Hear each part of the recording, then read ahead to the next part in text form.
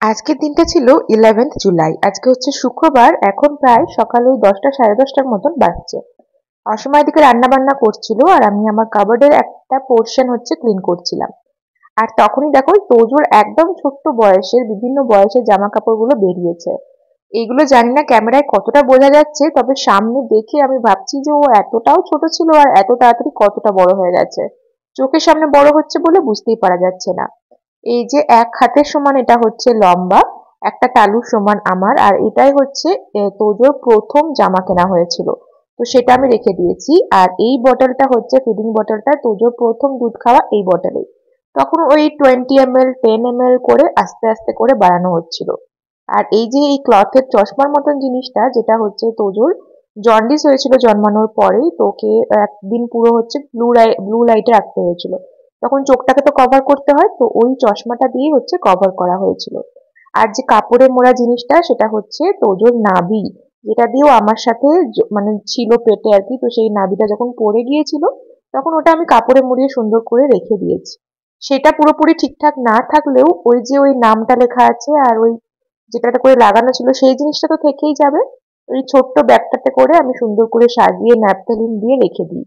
যখন বড় হবে তখন ওকেও দেখাবো। আর এখনো যেমন আমি দেখি আর অবাক হই যে সত্যি যেন দিন যাচ্ছে বছর যাচ্ছে জলের মতন, কিন্তু আমরা বুঝতেই পারছি না। তারপরে এই যে ডাইপার ব্যাগটা দেখছো, তো সেটা একটু গোছাচ্ছি, কারণ কালকে আমরা যাচ্ছি হচ্ছে আমার ননদের বাড়ি, যা যে হচ্ছে এখানে ব্যাঙ্গালোরে থাকে। তো নতুন তারা হচ্ছে একটা 3 BHK ফ্ল্যাট কিনেছে। গৃহপ্রবেশের সময় তো থাকতে পারিনি, কারণ আমরা রামপুরহাটে ছিলাম।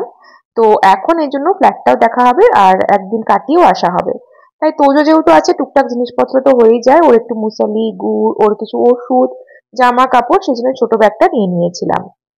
গৃহপ্রবেশে থাকতে না পারলেও নতুন বাড়ির জন্যই তো যাচ্ছি, সেই জন্য ভাবলাম নতুন বাড়ির জন্য একটা কিছু ঘর সাজানোর জিনিস নেব। চলে এসেছিলাম রয়্যাল মার্টে। রয়্যাল মার্টে প্রচুর ধরনের ঘর সাজানোর জিনিস পাওয়া যায়। যেমন এই ফ্লাওয়ার ভাসগুলো দেখতে ভীষণ ভালো লাগছিল। আর তারপরে এখানে প্রচুর বই সাজানো ছিল, এদিকেই চোখ চলে গিয়েছিল যে যদি কিছু ভালো আর কি অ্যাক্টিভিটি করার বই থাকে সেই জন্য। তো ফাইনালি আমরা এই যে ডেকোরেশনের আইটেম যেখানে আছে সেখানে চলে এসেছি। এত সুন্দর সুন্দর শোপিস আছে এখানে, ফ্লাওয়ার ভাস থেকে আরম্ভ করে ফটো ফ্রেম অনেক ধরনের। ফ্লাওয়ার ভাসগুলো আর নিইনি, তার বদলে এই যে ফাউন্টেন গুলো, এগুলো দেখতে ভীষণ ভালো লাগে আর সুন্দর কালার লাইট থাকে বলে আরো ভালো লাগে। আমার তো এই জলের সাউন্ডটাও যদি কোনো সন্ধেবেলায় চুপচাপ বসে জলের সাউন্ডটা চালানো হয় ভীষণ ভালো লাগে। এখন তোজোর জন্য আমার সন্ধে কখনোই চুপচাপ কাটে না, কিন্তু তোজো হওয়ার আগে কিন্তু এরকম ভাবে আমি অনেক সন্ধে কাটিয়েছি, এই জলের আওয়াজটা ভীষণ ভালো লাগতো। সেই জন্যই ভাবলাম যে এরকমই একটা কিছু কিনে নিয়ে যাই। তো এই ফাউন্টেনটা আমাদের পছন্দ হয়েছে, একবার ডেমো দিয়ে দেখে নিচ্ছিলাম কেমন চলছে, আর সমস্তটা হচ্ছে সবকিছু সেট করে নিয়েছিলাম যাতে আবার গিয়ে সেট করতে না হয়। তো আমার তো এটা বেশ পছন্দ হয়েছে। তোমাদের কেমন লাগলো অবশ্যই জানিও। যখনই আমি এখানে আসি তখনই এই ক্রকারি যেখানে আছে সেখানটায় আমি অবশ্যই একবার আসি। সেরামিকের এই জিনিসগুলো দেখতে এত ভালো লাগে। একসাথে অনেকগুলো কেনার তো কোনো ইচ্ছা নেই, আর প্রচুর আছেও আমার, তবে একটা দুটো তিনটে করে এরকম কেনাই হয়ে যায় আর কিনতে কিনতে অনেক কালেকশন হয়ে যায়। এদিকে এটা গিফট প্যাক করে নিচ্ছি। আর কিছু টুকটাক জিনিস আমার কেনার ছিল, তো সেগুলোও কিনে নিয়েছি। তারপরে আর কি তোজোকে এখান থেকেই স্কুলে নিতে যাব, কারণ এই কেনাকাটি করতে করতে পৌনে একটা প্রায় পেরিয়ে গেছে, 1:05 এরকম। তোজো স্কুল তো এখান থেকে কাছেই, তাই একদম তোজোকে স্কুল থেকে নিয়ে তারপরে চলে এসেছি বাড়ি। আর এই যে প্লেটগুলো আমার ভীষণ ভালো লাগলো, ভীষণ সুন্দর ওয়েট, এগুলো একদম ভারী ভারী। আর হচ্ছে কোনো সুপি নুডলস বা পাস্তা এই সমস্ত ব্রেকফাস্ট করার জন্য এই প্লেটগুলো বেশ ভালো লাগে, একটুখানি বোলের মতন যেহেতু সেই জন্য। আর তোজোর জন্য একটা স্টিলের একদমই হালকা ওজনের টিফিন বক্স নিয়েছি।